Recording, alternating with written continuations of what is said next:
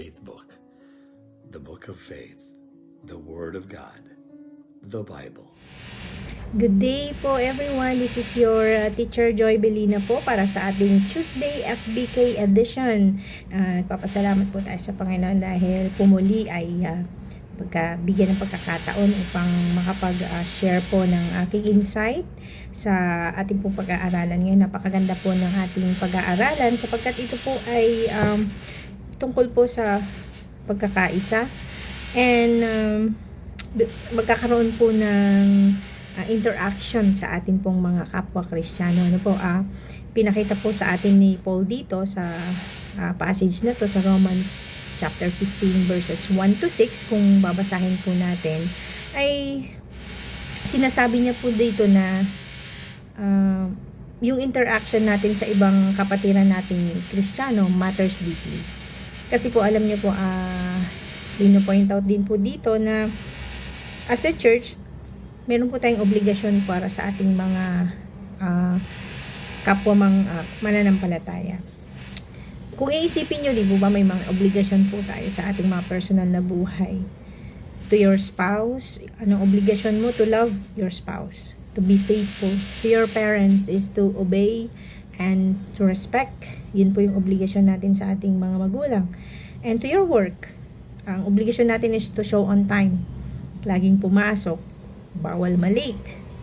And to our government, of course, we have to pay the taxes na kailangan nating bayaran. So, we are obligated to love and to be a help doon po sa mga kapatid natin na nanghihina. Wala po namang malakas sa atin, alam niyo po. Hindi po na, personally, hindi ko rin po binibilang yung sarili ko na malakas. It's only by the grace of God na nai-strengthen tayo every day ng ating buhay. That without His grace, without His strength, without the help of the Lord, we are nothing. We are just a weak person.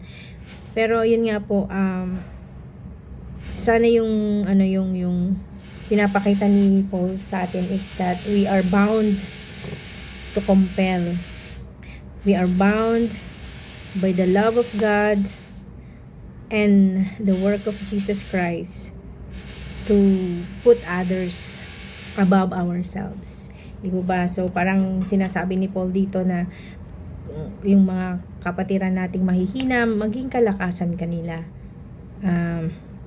You have to bear the weakness of others. Maging help kanila, maging physical strength kanila, spiritual strength kanila. Especially, kanya-kanya tayo ng level ng maturity. So, i-accommodate din natin yung feeling ng iba.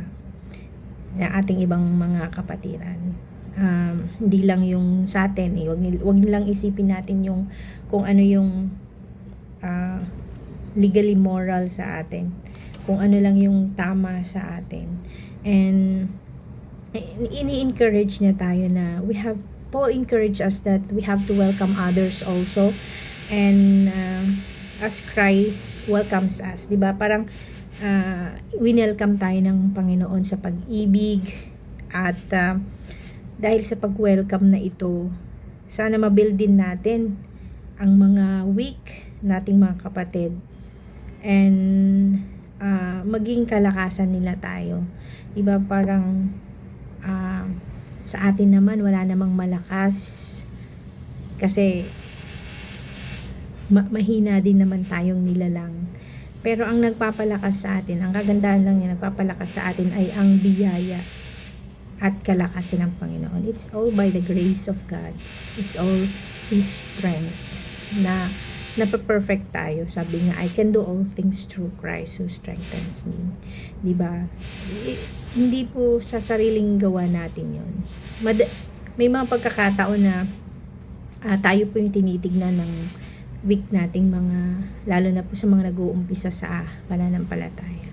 Of course, ang pinag-uusapan kasi dito is spiritual maturity. Gaano ba tayo ka-mature sa ating paglakad bilang isang Kristiyano? Diba? Hindi lang about physical muscle na kailangang malakas tayo, maganda ang build ng katawan natin. Diba? It's all about spiritual maturity. So,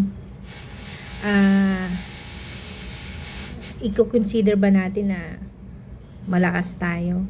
Siyempre, lalong-lalo na pag matagal ka na sa pananampalataya, tinitignan ka ng iba. So, maging aware din tayo. Maging sensitive din tayo sa pangangailangan ng iba, ng ating mga kapatiran. Kung nakikita mong weak siya, kailangan mong ibigay yung kamay mo para maging kalakasan niya rin. So, madali? Hindi.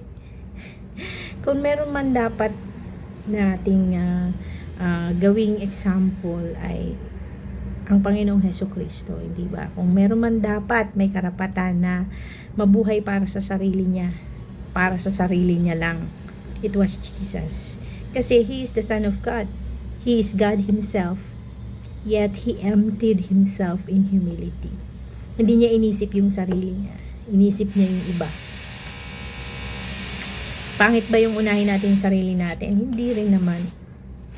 Pero as matured sa pananampalataya, we are ought to lead the weaker ones